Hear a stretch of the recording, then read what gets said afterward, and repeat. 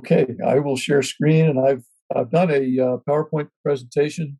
Maybe just a tiny bit more background on me. I actually got started in geothermal in 1975, and actually worked on geochemistry of the geothermal resource down in Puna for a number of years, and actually did the first statewide geothermal resources assessment, where I looked at all of the islands to see where for highest likelihood would be of a geothermal resource. And Nicole has led the effort to update that work. And what I'm going to do today, and I know that some folks that are participating are not all that familiar with geothermal, so I was going to give a little bit of a technical background, and then talk about sort of the outcome of the project that Nicole and I and others worked on to update our geothermal resource assessment. And then I'll talk a little bit about sort of where we would need to go from here in order to actually see less smoke and steam and more kilowatts. So with that, I'll share my screen and see if I can make this work. So can everyone see my screen now? Yes. Yep. Okay.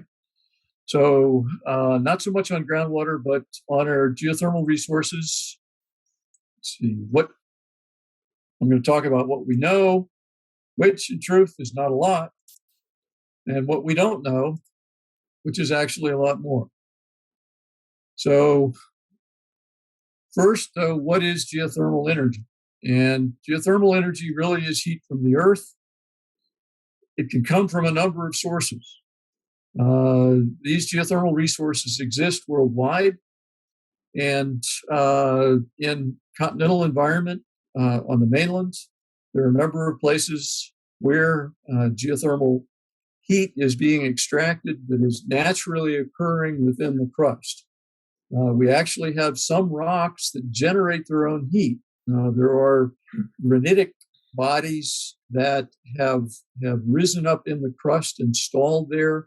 And because they actually have a higher concentration, about 10 times or 20 times higher uranium and thorium concentrations than we have in Hawaiian basalts, they are actually little heat generators that can produce not as high a quality heat, but sufficient quality heat to be used for district heating and what we call direct use applications. In Hawaii, we're lucky. We have volcanic heat here on Hawaii Island. And what I want to do is talk a little bit about sort of the underlying geology behind our geothermal resource. Hawaii is kind of a unique environment here. There are not a huge number of locations worldwide that are like Hawaii.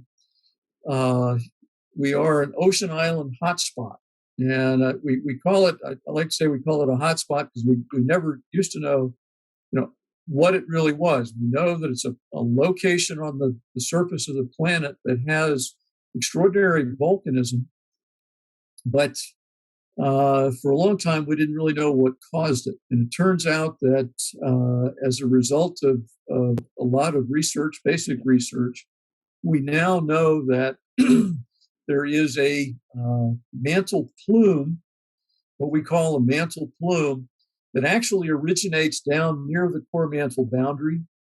And it is carrying heat from the core of the earth up to the base of the crust.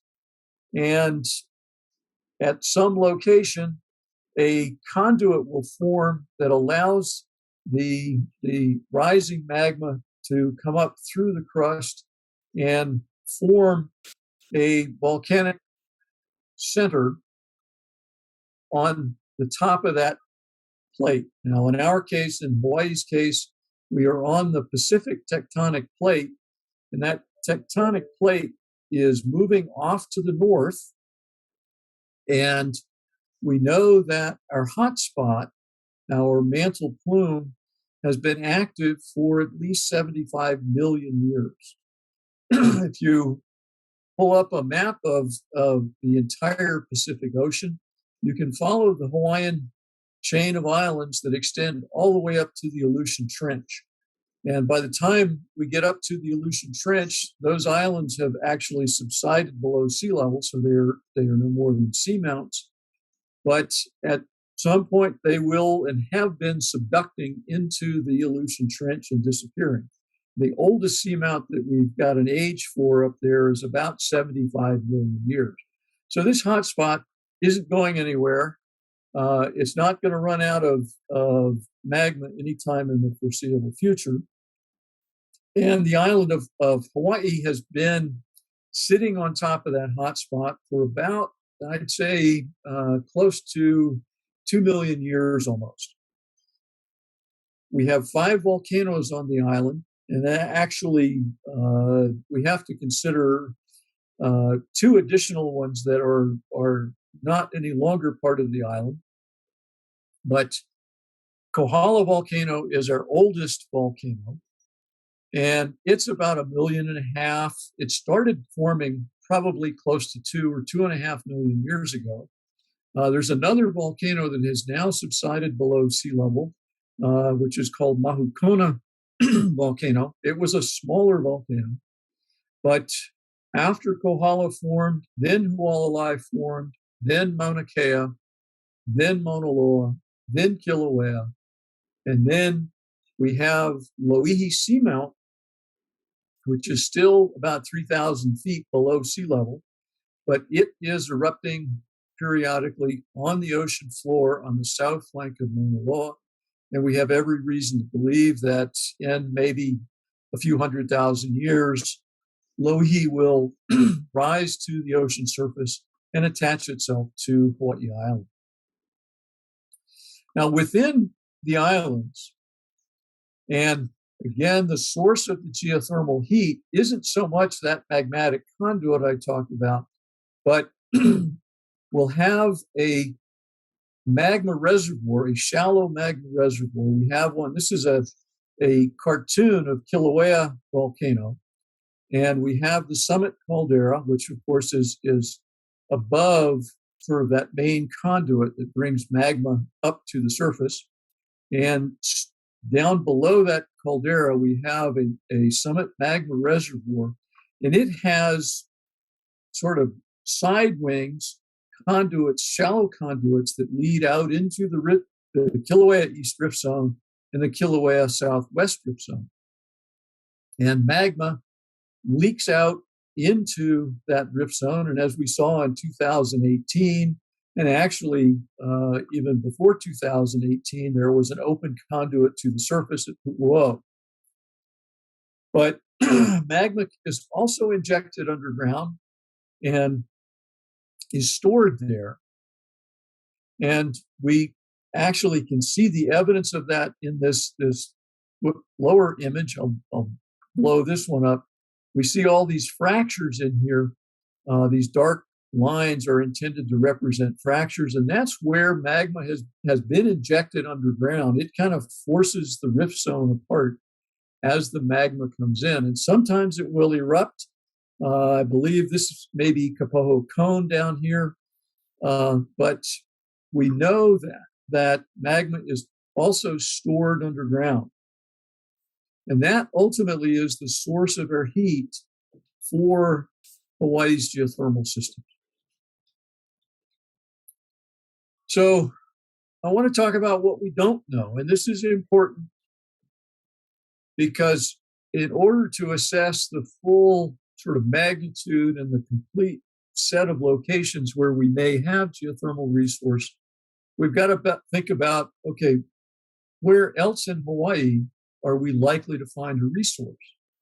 And something we don't know is what happens where the hotspot doesn't have an established conduit.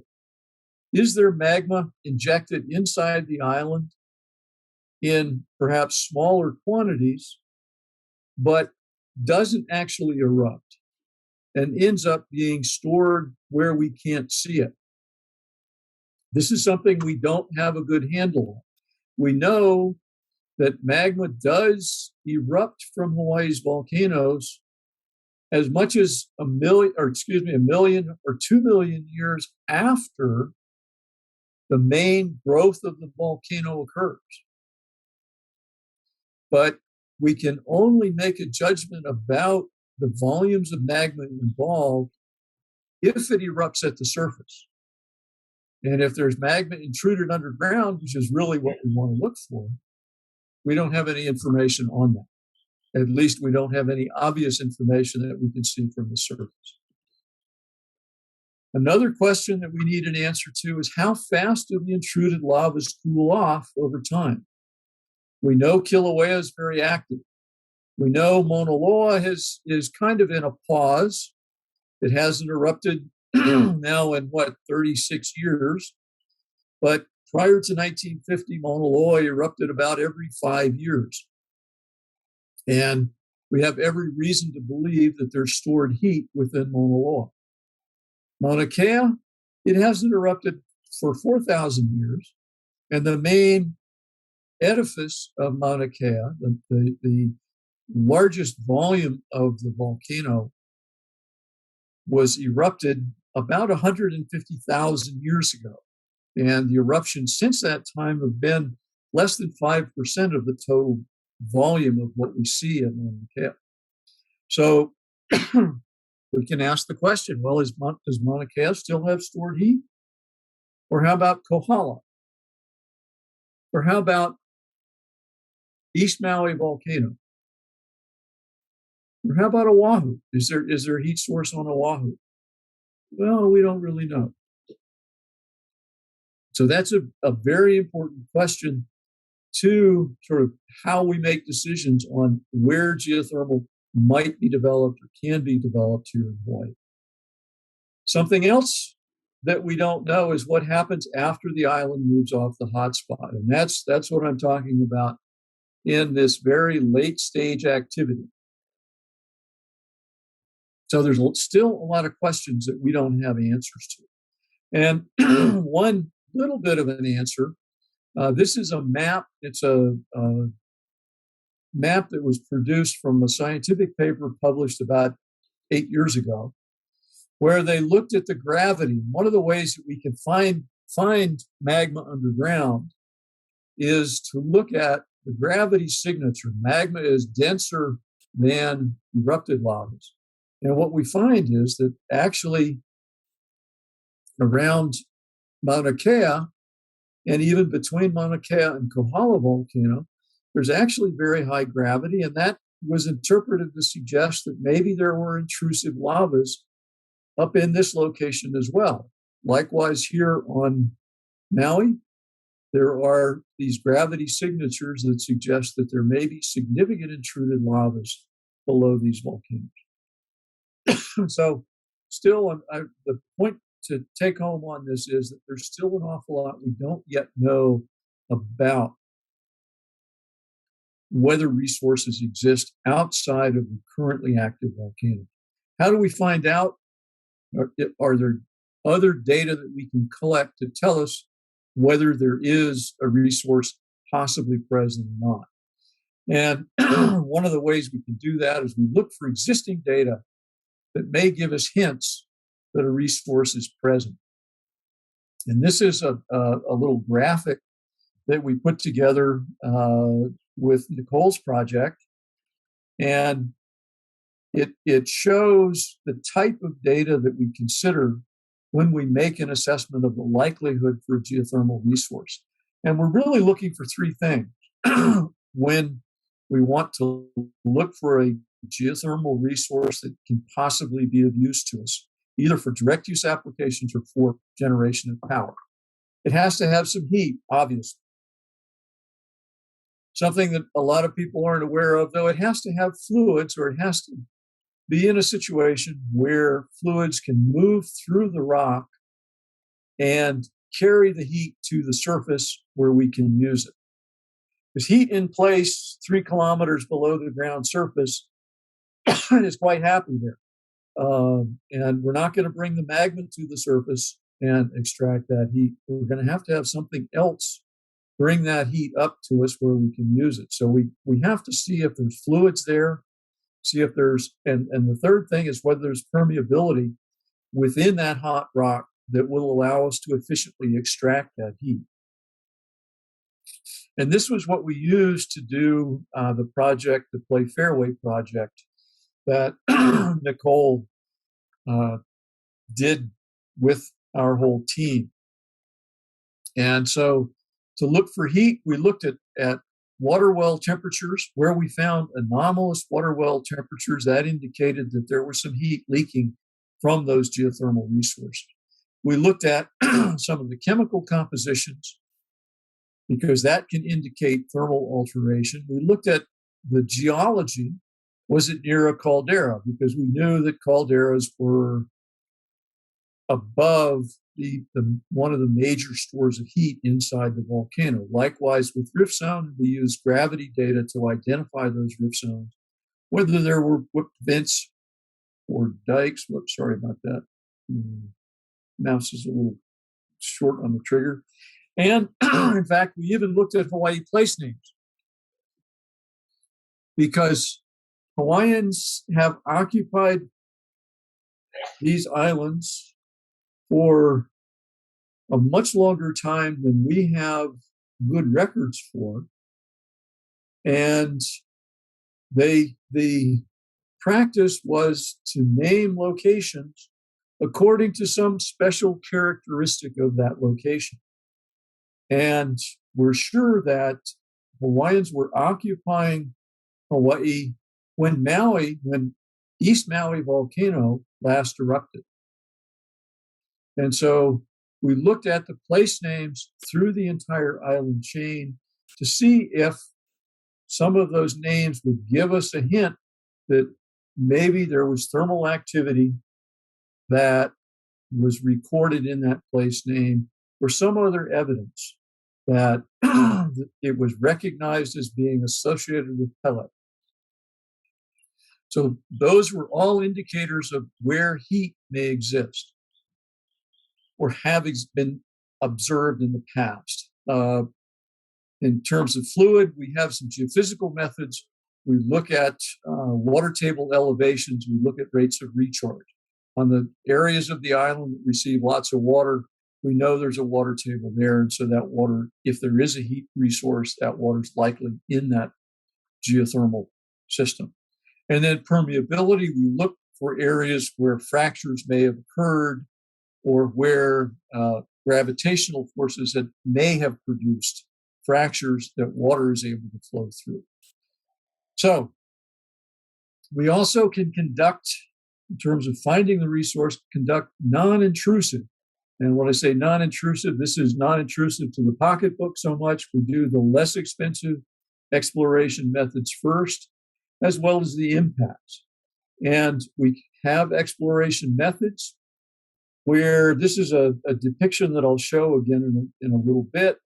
But we can set an instrument on the ground that, in a sense, can look downward into the ground and measure the electrical conductivity.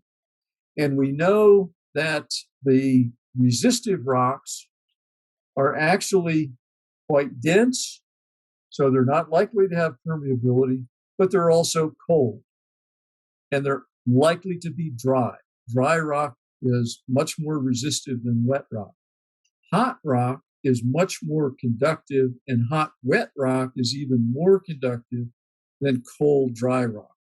And so this is a transect. Each of these little numbers here is a location where we set an instrument on the ground and we measured the electrical resistivity, and we can see down to 10,000 meters below sea level. So we can look downward to quite a depth. And where we find these very conductive rocks, those are the locations where we have the greatest likelihood of being able to find a geothermal resource. So that's a non-intrusive method. Once we do that, then we use the more aggressive exploration methods, and I use dollar signs here because it's much more aggressive on our wallets, because these are the expensive methods that we have to do. to go in and prove that the resource is there and collect detailed information about that deep resource or reservoir to determine whether it is a viable geothermal resource or not. And it is possible to have high temperature, but it not be an effective resource. The rock is too dense, it's not permeable, or the chemistry of the fluids in the rock are too aggressive and too corrosive, and we can't use it. So this last phase to get to the point of saying, yes, we have a viable resource is very important and has to be done before we'll actually know whether a viable resource is present or not.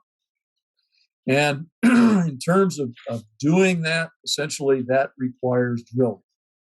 And drilling is quite expensive. This is a slim hole rig that the university owns. This was a test borehole that we drilled over on Lanai in the Lanai volcano caldera, or right on the edge of the Lanai caldera volcano, to see if we could get a deep temperature and a temperature gradient that would give us some idea whether there was likely to be heat present down there. So let me talk just briefly, again, for those that are not familiar with the technology. This is a little circular, I guess, that Nicole had produced to explain how geothermal heat is used. And there are actually multiple ways. I'm just going to talk about, very briefly. In some kinds of resources, we can actually bring steam up from the resource, and after cleaning it up a bit, we can put that steam into a turbine generator and spin that turbine, which drives the generator, and we produce electrons that we can put into the utility grid. For high temperature resources, this is the most efficient way to generate power.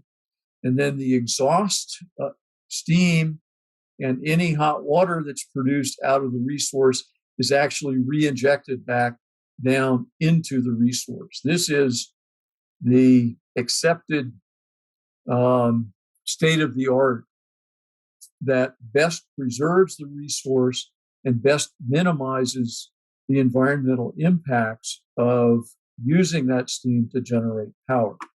Now, if you have a lower temperature resource, you have the option of using what they call a binary cycle system. And in this case, we would route the geothermal fluids into a heat exchanger and heat up a low boiling fluid like pentane, or you could even use another type of low temperature fluid that will boil at low temperatures and use that boiled fluid to drive a turbine generator unit. And the exhaust then is run through a condenser and then recycled. This is a so-called closed loop system. And again, the geothermal fluids, once they exit that heat exchanger, are re-injected back into the ground. So that's a very general discussion of the process. In Nevada, they have low temperature resources, 120 to 150 degrees Celsius, where they pump the hot water under pressure out of the geothermal resource up to the surface through that heat exchanger and then back into the ground, and use that binary type system. The Puna geothermal plant is actually a hybrid where it uses both technologies, where the steam drives the turbine, but the exhaust steam then goes into a second heat exchanger to boil pentane, and that pentane vapor drives a second turbine. So there are ways of mixing and matching these technologies to give you the optimum energy production from that geothermal resource. So last statewide geothermal resource assessment prior to Nicole's was 1985. We found potential resource on all the islands. The Ormat Hana Geothermal Venture actually was a follow-on development to the original exploration that was begun in 1975 and resulted in the HTPA geothermal well. At the time that well was drilled, it was the hottest geothermal well in the world. It was operated for an extended sort of demonstration project to show that the resource that was encountered could sustain production for an extended period of time. It was shut down in 1989, and Puna Geothermal Venture came online a few years after that. And Puna Geothermal Venture provides about 30% of the Big Island's electrical demand. And this is kind of a story of what we didn't know and we know now. I was involved in another project that was strictly for trying to better understand the hydrology of the island, and drilled a deep borehole in the Humu'ula Saddle, where we were looking to see whether a groundwater resource extended up to a high elevation. And we did find groundwater at a significantly higher elevation than we were expecting to, but we continued drilling, and we actually got down to about 1,700 meters when we stopped. And when we did stop, the drilling temperature was 100 degrees Celsius, and the temperature gradient, the rate at which temperature was rising with depth as we drilled, was about 165 degrees Celsius per kilometer. And the punchline of that is that this was never identified as a location for a geothermal prospect during our earlier project in the early 1980s. So this is one we missed, and it's likely that there are other geothermal resources that we simply do not recognize as being viable prospects. So there's still a great deal that we have to learn about the geothermal resources. So just as a comparison, our gradient up there was 165 degrees Celsius per kilometer. The background gradient away from any geothermal heat resource is only about 18 degrees Celsius. So we were nearly 10 times that resource. So this was a completely blind geothermal resource up there with really no surface manifestations that we were aware of at the time. So let me move on. With Nicole's project, we actually applied a more sophisticated method to analyzing the data than I had used in the early 80s. And it was a statistical approach. I'm not going to throw a bunch of smoke in the air and try to explain this to you. But we tried to make it as scientifically rigorous as we could to look at any evidence that we had for heat, evidence that we had for permeability, evidence that we had for fluids, adequate fluids to drive a resource. And we put all those together to determine what the probability was for a resource on each island. I'm not going to go through the details of that. It would take days rather than minutes that I have left. And so in talking with Richard, said he wanted me to focus on the DHHL lands and sort of where we might think about geothermal resource potential. And so what I'm going to do is walk through each island, showing where the DHHL lands are and what our probability map looks like for each island, so we can see where the two fit together. And so this is a probability map for a high temperature resource on Hawaii Island. And like I say, I'm not going to go through all the details of why we got these little pimples here, or why this is one shade and this is another.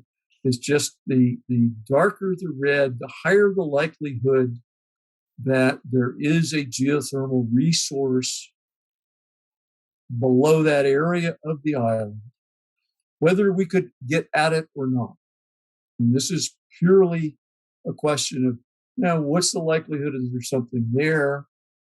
And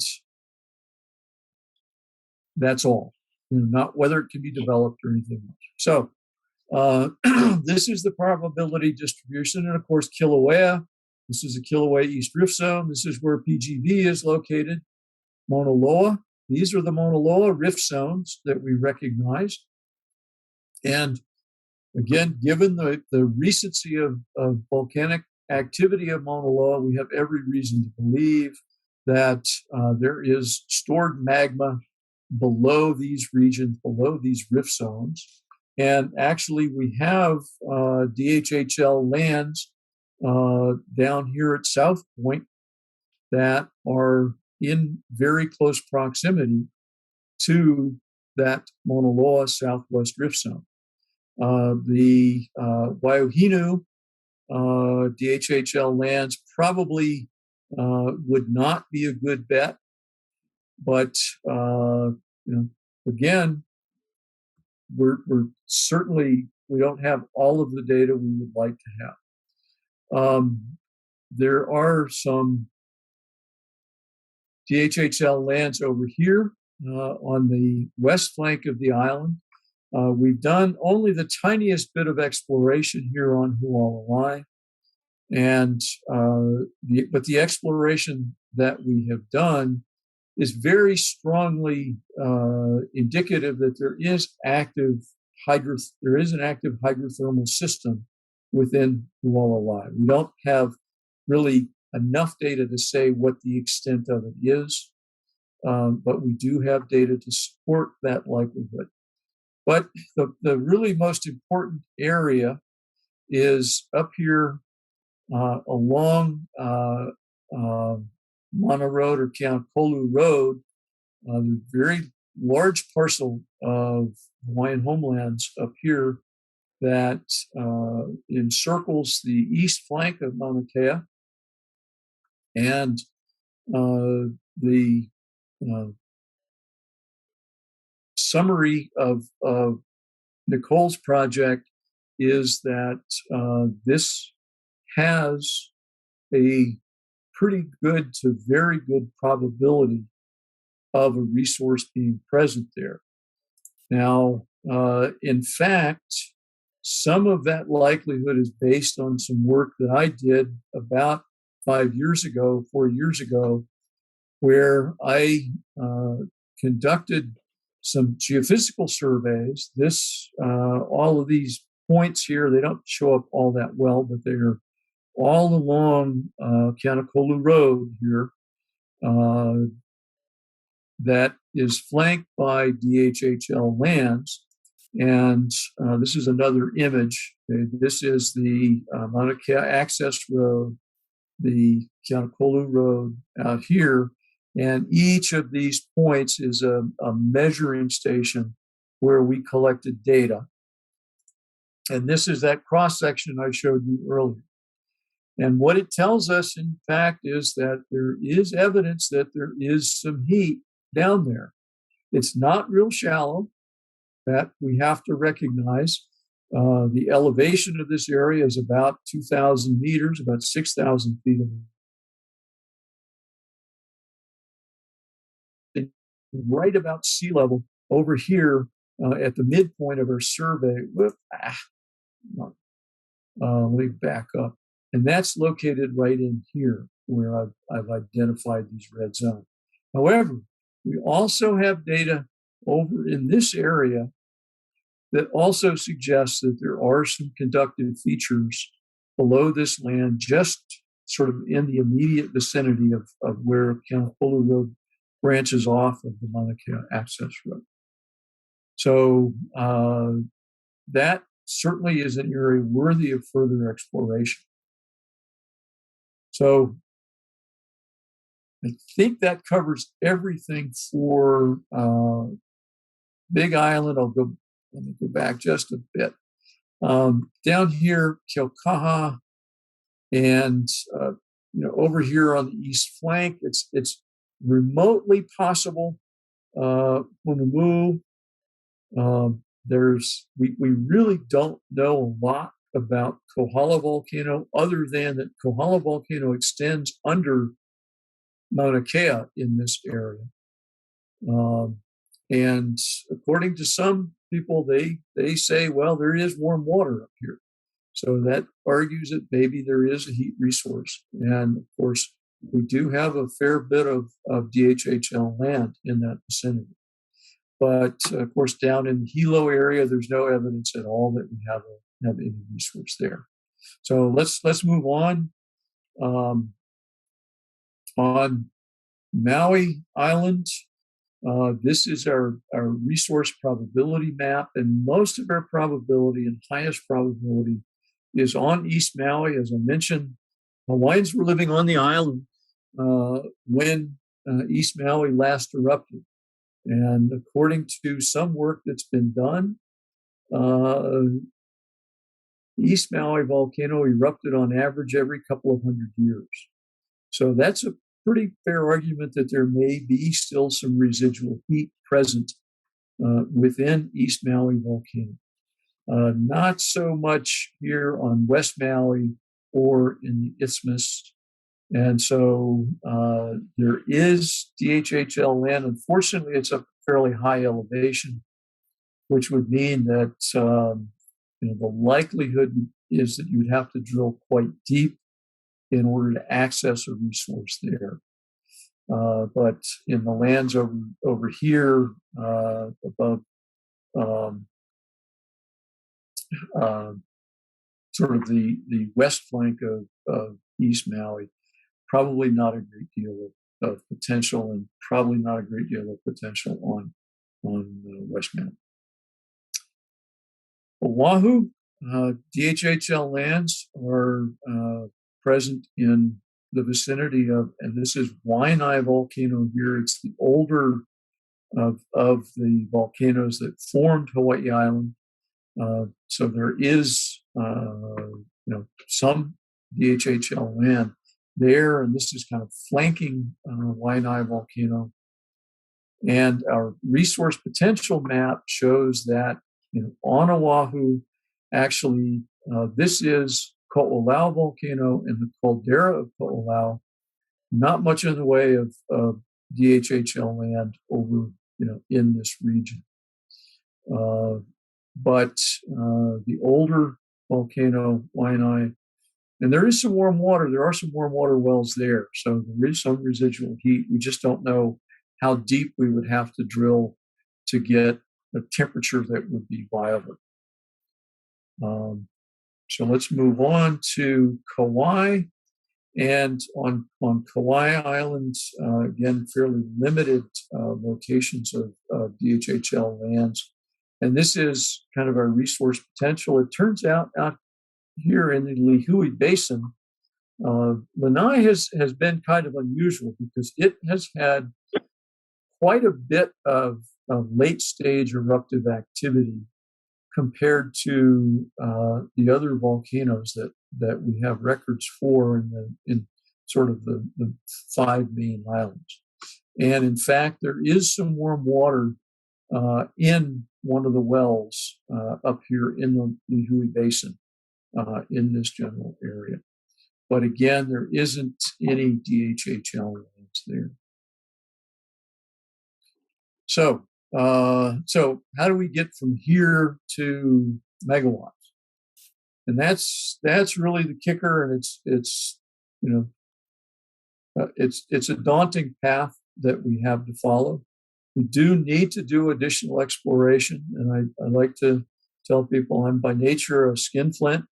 I don't spend money that I don't have to until I have to.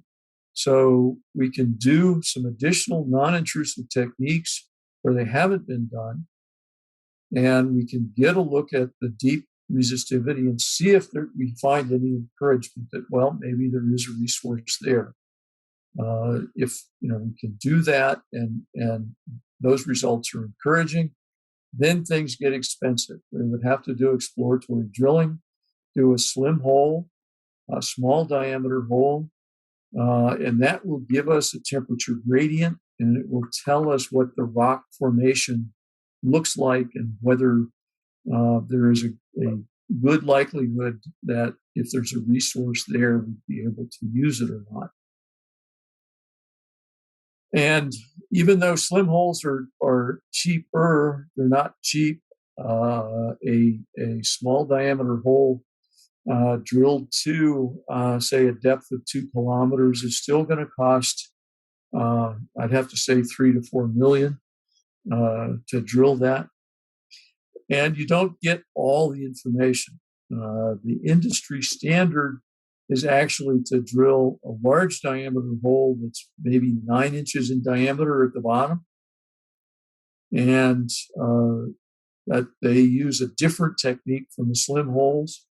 And with that large diameter, they can do testing of the sort of producibility of the reservoir, and that testing, look at the flow rate. How many wells are you going to have to drill to get 30 megawatts? There are some geothermal systems where one well will get you 30 megawatts of power.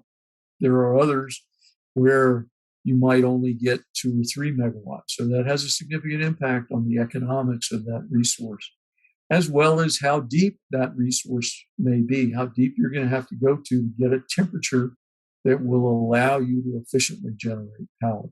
You'll also get the chemistry of the fluids. And as I mentioned early on, some geothermal systems, they have such corrosive fluids that they can't be used at all. So that's vital information. And then sustainability. How many wells are you going to have to drill to generate 30 megawatts or 50 megawatts for the next 30 years? So that kind of information is a fairly expensive endeavor. And then field build out, of course, you have to drill 4 or 5 or 6 or 7 wells in order to begin actually generating geothermal power on a commercial basis. So, that was kind of all I wanted to cover, and I'd be happy to answer any questions I can.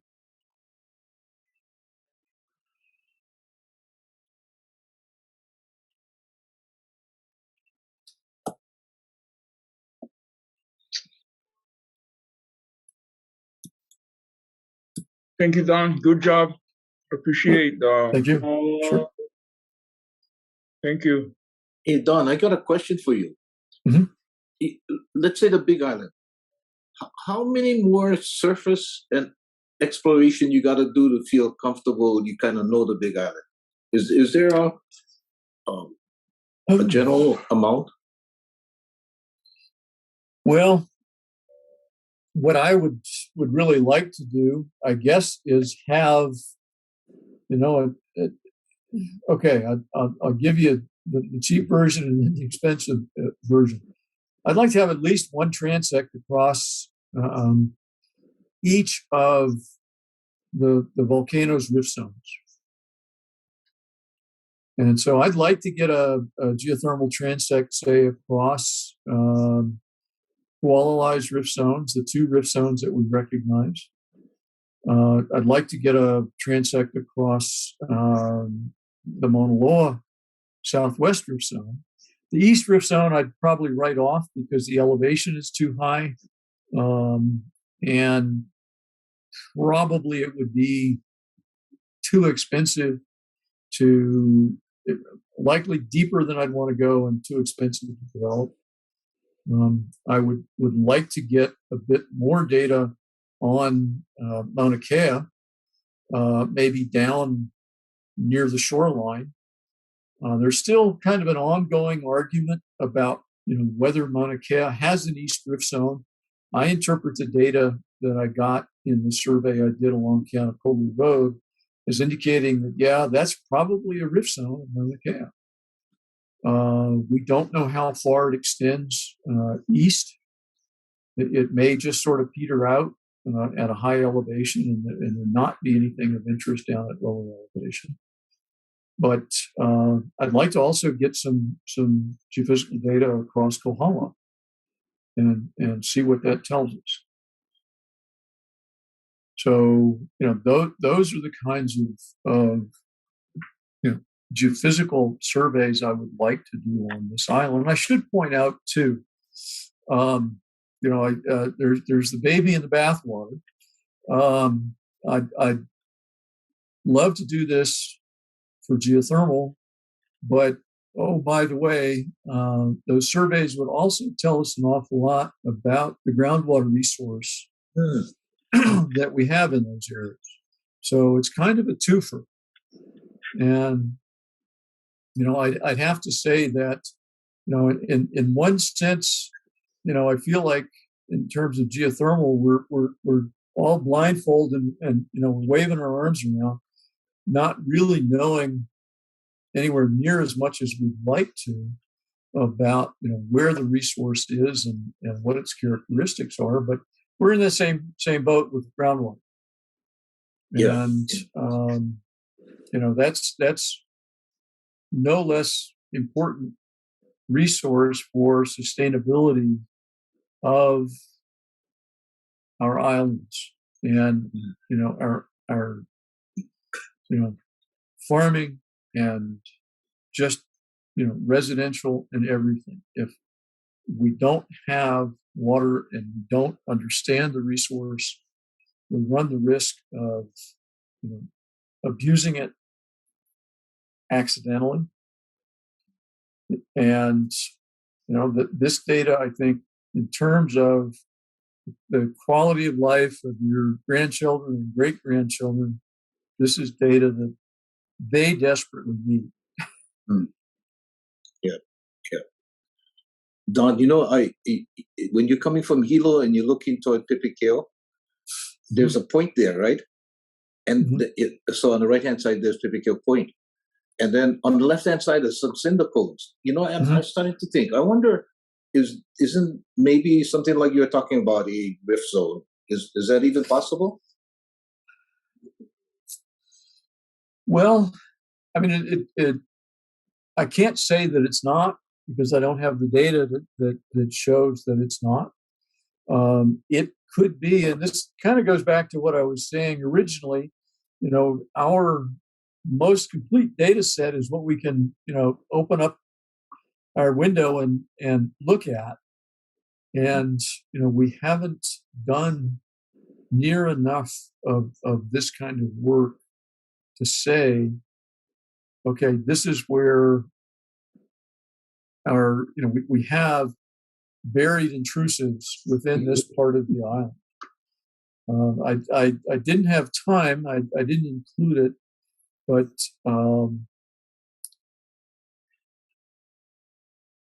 we did some surveys up in the Saddle region on the central sort of flank, the saddle between Mauna Kea and Mauna Loa.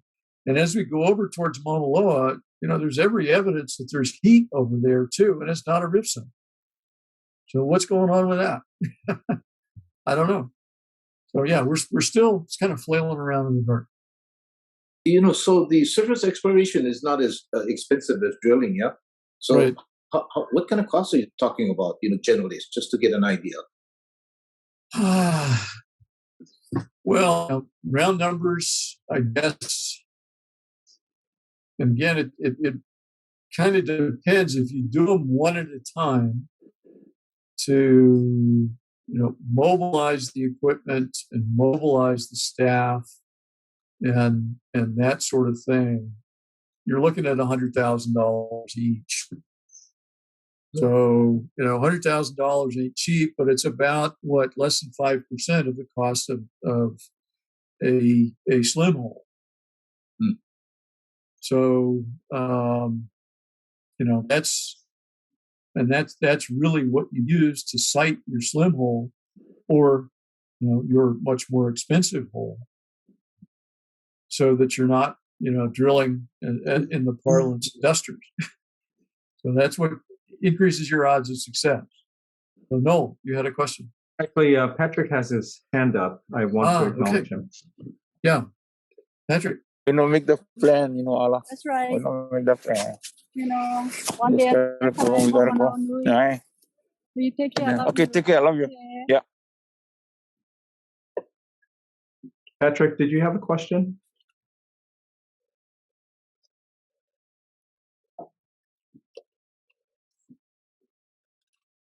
Patrick, Okay, are you there? In the meantime, I have a question. oh, good. Great, Evie? Okay. Go ahead. Sure. I just wanted to know that 100,000 figure, that's for the surface exploration, like for the non-intrusive. Yes. Yes. I had a question, and also Don, Peter here. If let's say the permitting and everything is out of the way, and all you need to do is go through the slim hole and then the 9-inch, and to go through that process, what kind of time frame are you looking at? Okay. Well, I'll preface my response by saying that let's see, if you just need to paint the hands on the Sistine Chapel, how long would it take you? The reality is that the permitting takes more time than the actual drilling of the holes. Okay. And to do the drilling, you can drill, just specifically the drilling. You're looking at 9 months to a year. Now, you would plan on another minimum 6 months of logistics and, just assembling contractors, supplies, et cetera, to, be in a position to start drilling. But then the permitting and doing all that stuff and getting the money. I apologize for digressing. I drilled a deep hole in Hilo, and it was a research borehole, nothing to do with geothermal, but it was a major operation. And it took me about 13 years to get that hole done. And out of that total time, there was less than 1 year spent drilling. Got it. So, that was the funding, the permitting, the logistics, et cetera.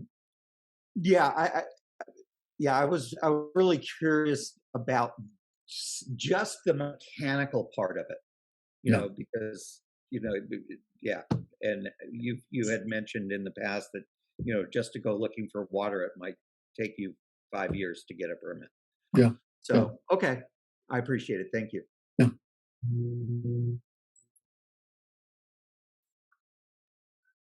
Ron, Yes, sir. no, Ron. You like Yeah.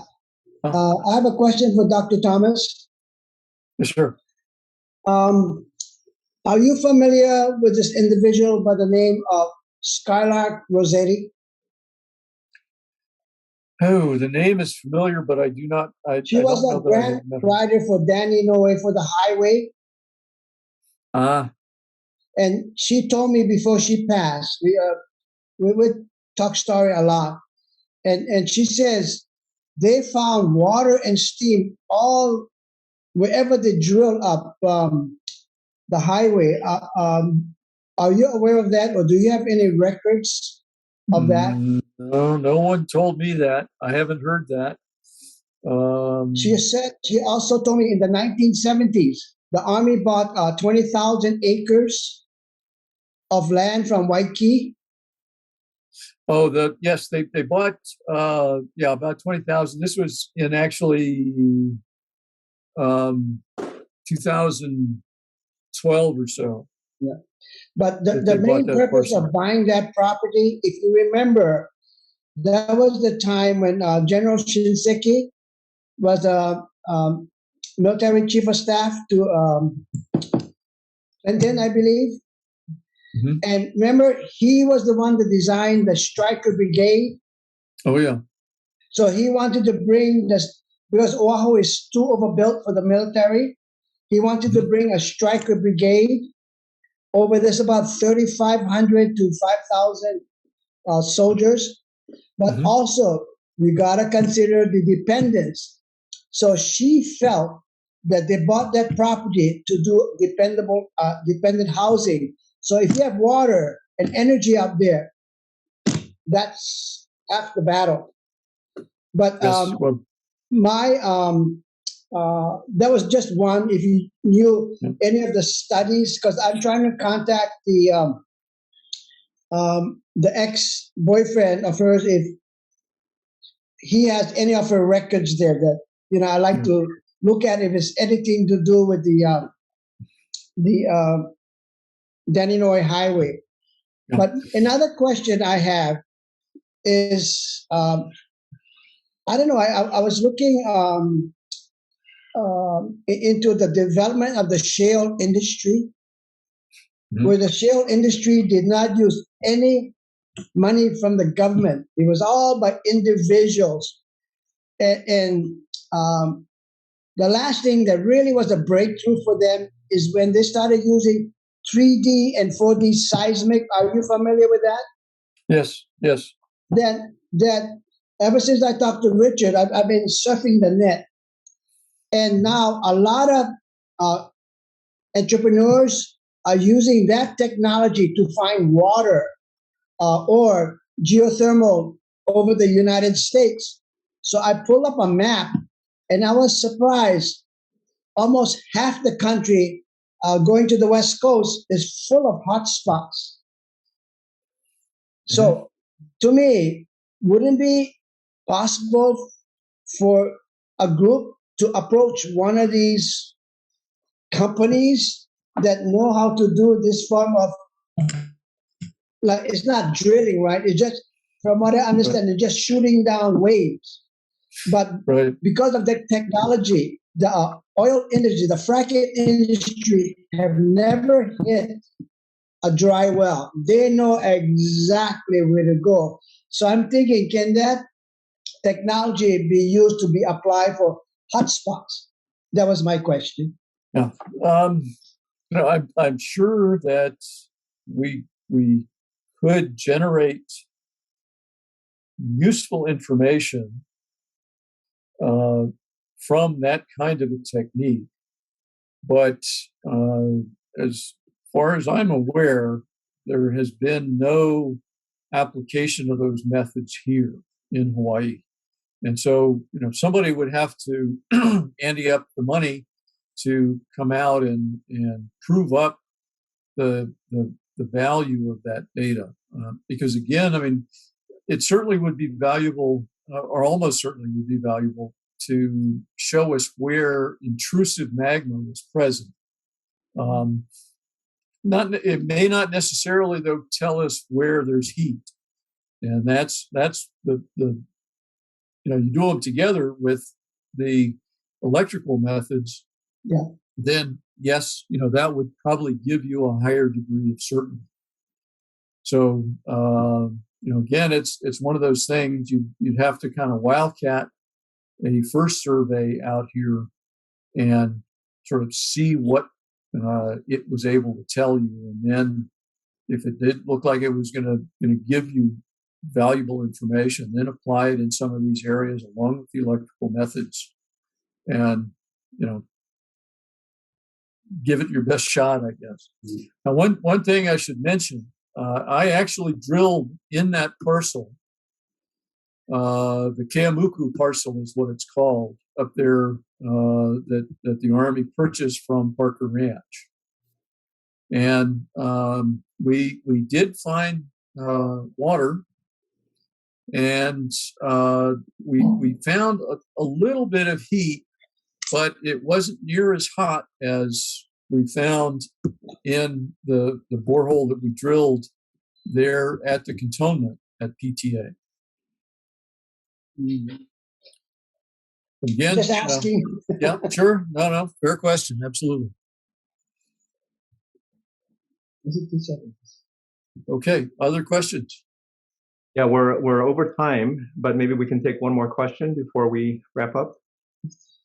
Any other comments? Don, maybe I can have a question here.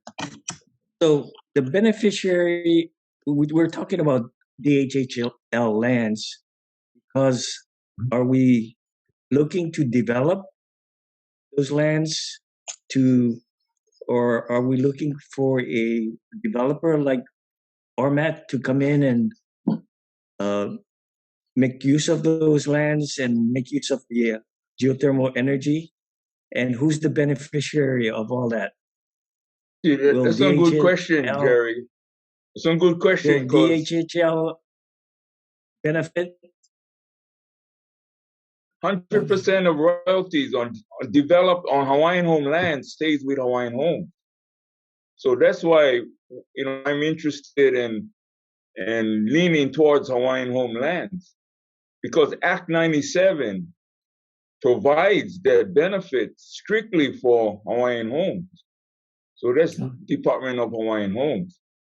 So that's why I look in specifically on Hawaiian homelands first.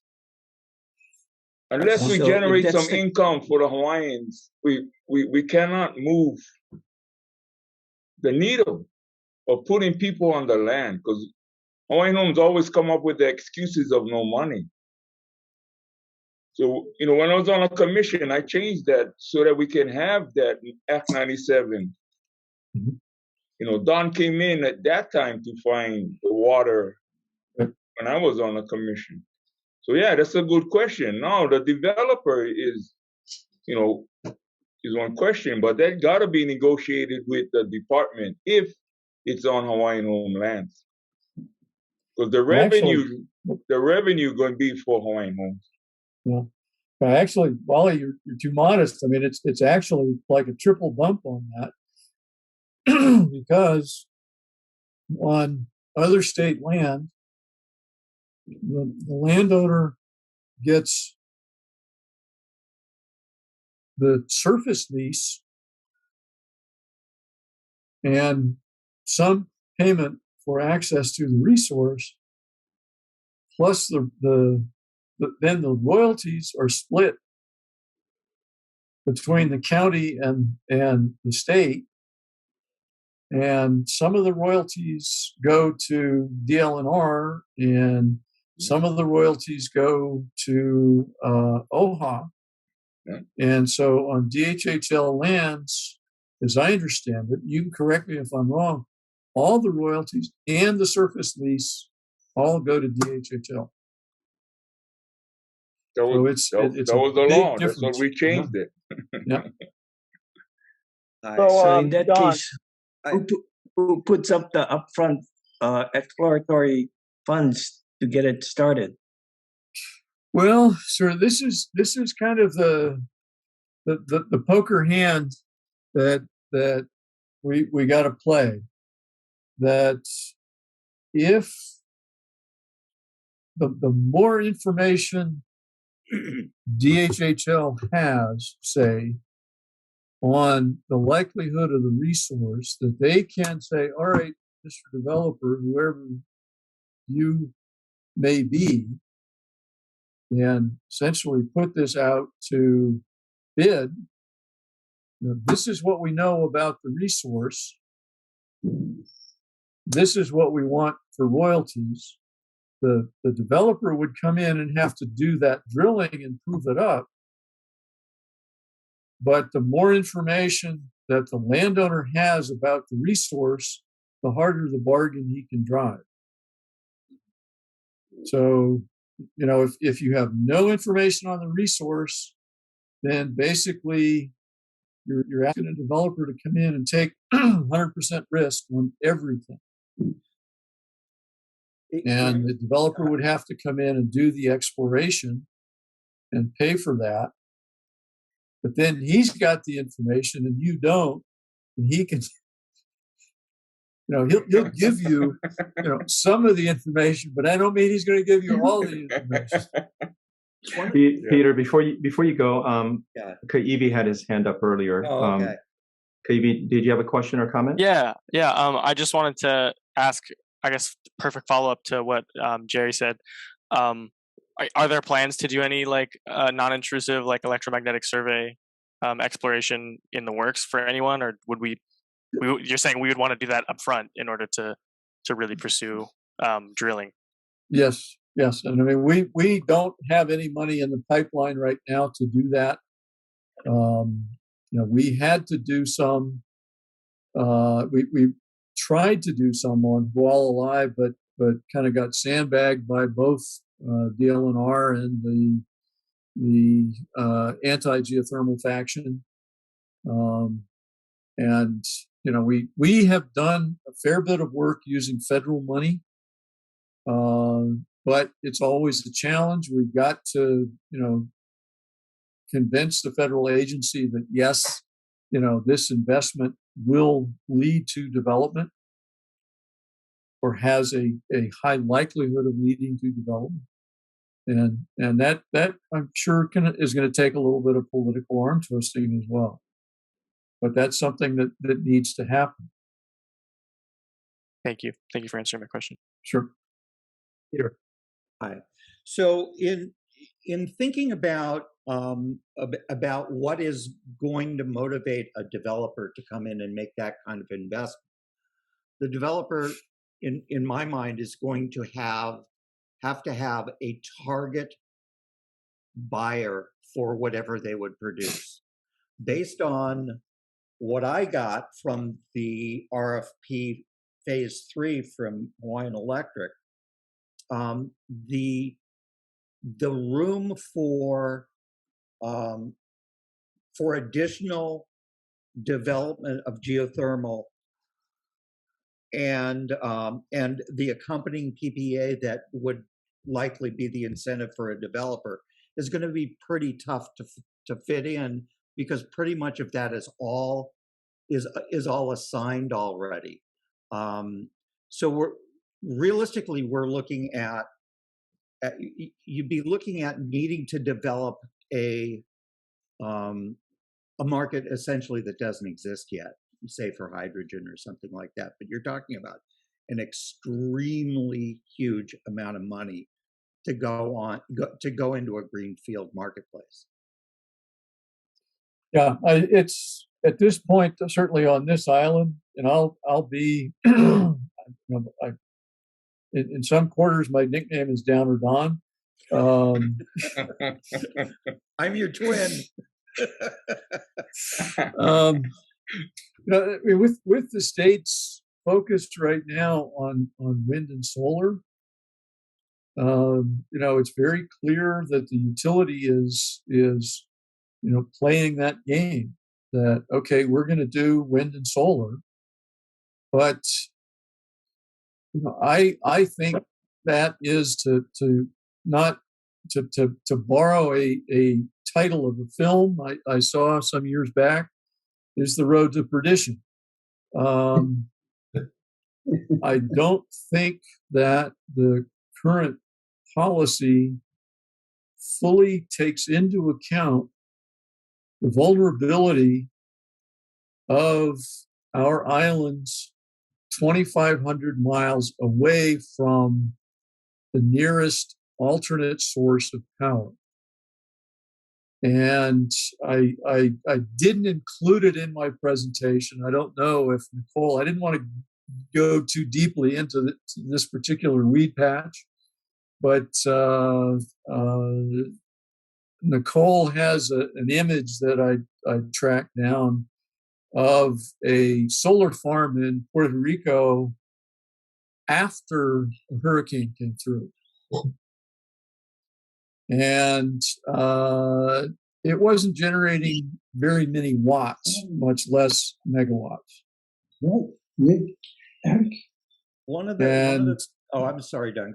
This is something that I have not heard any reference to. And let me also mention, again, I apologize, I'm keeping you guys late, but I also serve on the Earthquake and Tsunami Advisory Committee for Civil Defense. And so we think about what's the aftermath of one of these catastrophic events. And if you can imagine, say, 500 acres of solar panels plus 40,000 homes with PV panels that have been scrambled by a hurricane, Now, not only do you not have your generation capacity, you've got a hell of a load of toxic, hazardous waste that you're going to have a real serious difficulty separating the toxic solar panel components from the other construction, destruction debris. I haven't heard anybody talk about that. That scares hell out of me. Now, so there are consequences to going fully solar and fully wind. And I don't think anybody has thought those through. That's a subject that we've been discussing internally, and which includes, excuse me, I think the reality that these systems, the solar and the wind systems, have a lifespan of maybe 20 to 25 years on the upside, and that each of them requires extremely what we would consider, rare minerals, which are a limited resource. And currently, the entire planet is in a race to get those minerals. And so, one of the questions that I ask is okay, let's say we build all this, the wind and solar. What's the plan for Gen 2 25 years from now or 20 years from now? And where's that going to come from? Yeah, I think there's a roadmap that we need to consider, right? So I think there's space for all of these solutions, and some will be near term, others will be longer term. Geothermal obviously has its many advantages, but as we've discussed here, there's also a very, very long time frame, right, for us to be able to enable. I want to acknowledge Doug. You have a question, comment? No, I just thanks, Noel. I'm going to be Upper Andy as opposed to down at Dawn. The Hawaiian Electric just came out, right? Press release by 2030, 70% reduction in fossil fuel use based on the 2005, which means that they're going to be looking for other ways to generate the energy that they're going to need. So this is the right time. Thanks.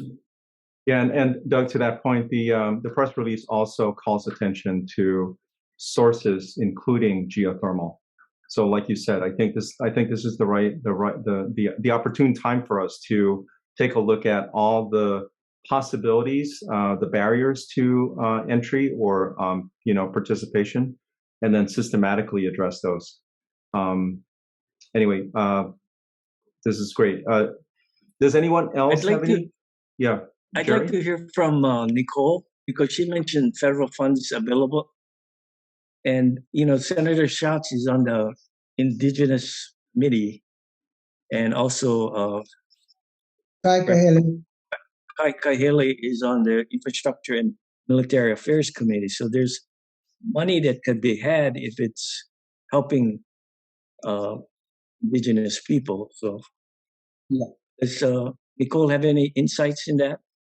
Yeah, well, actually, so I think I've read some of the fine print, and the uses of the word tribal, and specific mention of Alaskan natives, and so I posed the question as to whether Hawaiian groups would fall under that. Yes.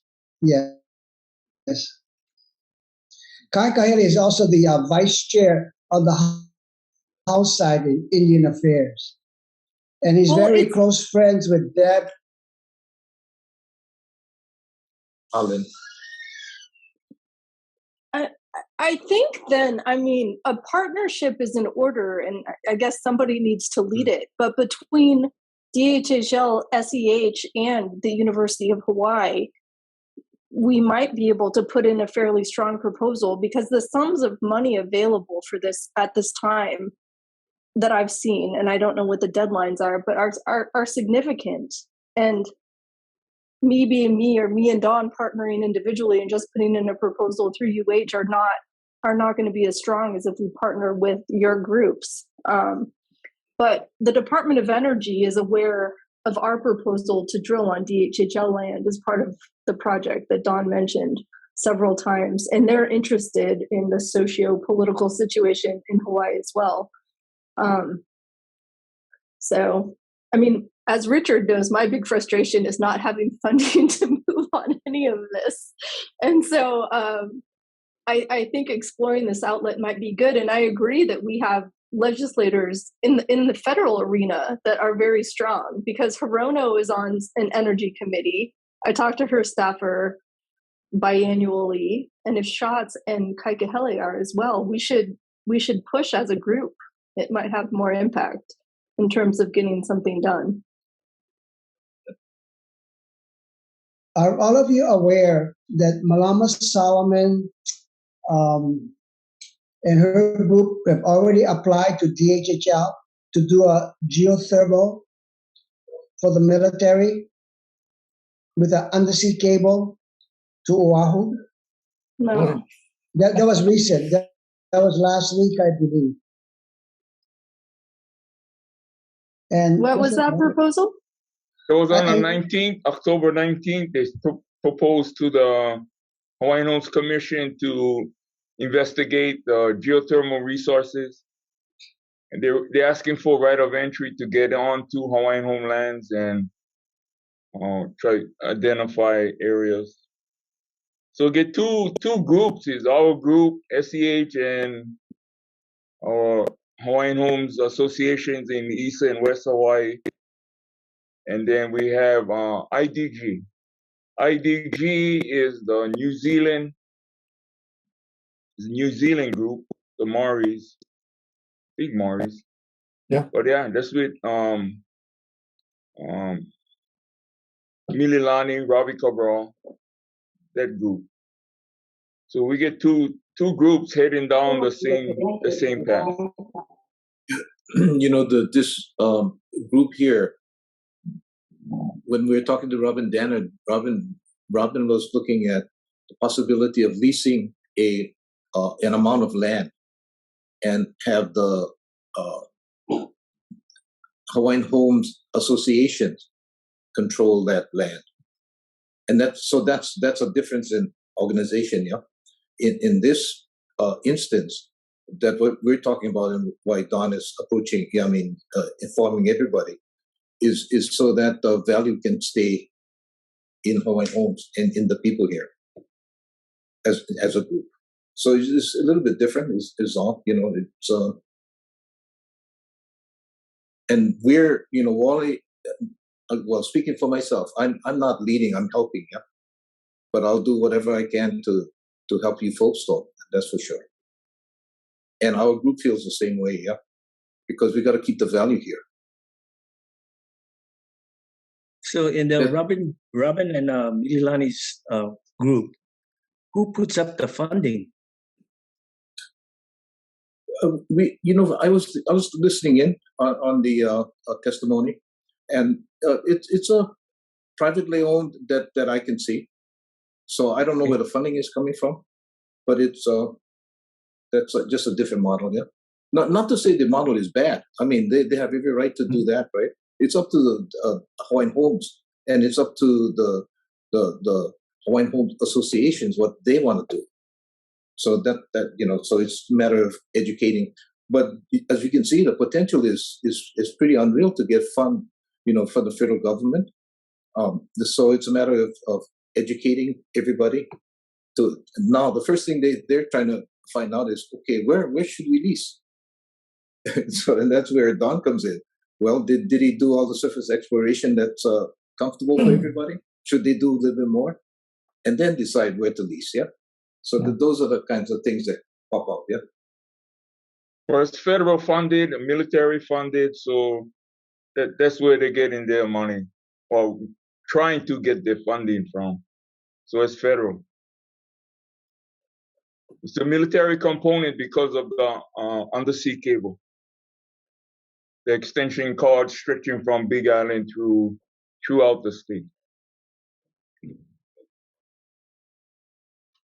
So my view on that, and as I think, Richard, I heard that idea from you, is that it'd be nice to understand which each island's respective geothermal resource looks like before we connect via an underwater cable, although that's just generally a smart idea in terms of resiliency. If one island gets hit by a hurricane, the other island could have electricity, kind of thing. And I went to a meeting in Japan 2 years ago where they were talking about connecting Japan, Indonesia, the Philippines, all those countries via an underwater cable because they're susceptible to the effects of climate change. So I like that idea, but what I propose for the state of Hawaii, but the Hawaii State Energy Office doesn't listen, is, we need some of the surface geophysics, yes, and then drilling to understand what our heat resource looks like, and then have an intelligent discussion about how to move forward with development. And as Don mentioned, the intermittent resources just fail compared to geothermal. And we're really lucky to have this resource in the state. So any funding that we pursue should have an element of outreach in it, because I think most residents of the state don't understand. And where the Native Hawaiians can benefit from developing the resource, they should, in my opinion. So I think that this conversation will need to continue. I think what I'm hearing is that there are several groups, including groups that are not represented here in this meeting today, that have a shared intent, right? A desire to be able to accomplish this thing we're talking about, the ability to leverage this gift, geothermal energy, to do it in a way that's respectful, to do it in a way that is socially equitable, and the list goes on and on. The opportunity, I think, is that the effort is not coordinated yet, and we have groups that are trying to achieve the same thing, but we're not like coalesced. And what that means is that if we do coordinate, then we might be able to get further along sooner. So anyway, that's what I'm getting from this. It sounds like a takeaway is going to be, how do we convene? Who do we bring together? And what plan do we put in place so that we can execute? Right, you're right, no, and thank you for that, because the idea has been floating around for years. That's why I got upset that we're only talking, but now we're moving. So now we're at the infancy stages of moving to the next level. So how can we merge, the two groups? We're talking over $100 billion for this project on the undersea cable. So, how we can merge this thing with us and whoever do geothermal and really plan and design the thing correctly. And we gotta identify resources, and yeah, I agree. But we can reach out, we can build the bridges and see, but let's do the homework. That's good. Hey, And Wally, we can get there, man. Wally, I got a question. Do you have any idea what kind of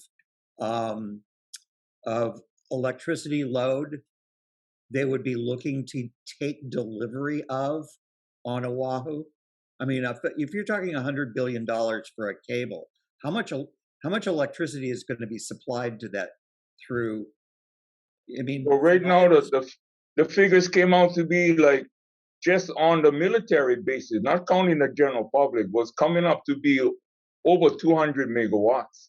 So that would be coming off of here, just for the military, not including the public yet. So we're talking big, a lot of electricity. Because right on this island, we just there just for the whole island over here. Yeah, I mean, and I could be wrong. I think I think most geothermal plants around the world are tend to be smaller than that. I think the largest one is in California at a megawatt or a gigawatt, slightly over. But the first thing I think about when I hear about this is, what's the volume of power that needs to be pumped into that cable, and where realistically, where is that going to come from? Right. So we are 30 minutes over our meeting, and this has been a great discussion. And I think as a result of this, we have an opportunity, right? Richard, we probably need to sit back and think about how we convene. Also, just as an FYI for the team, we have reached out to Schatz's office, and he's very receptive to engaging with us. So conversations can be had. We just need to, Don, as you indicated, we need to do Wally, do the research, get this thing prepared, and more importantly, coordinate efforts. Yeah. So I'm pretty sure we will be convening, a smaller group as a result of this conversation. And Doug, thanks for sharing that information in the chat.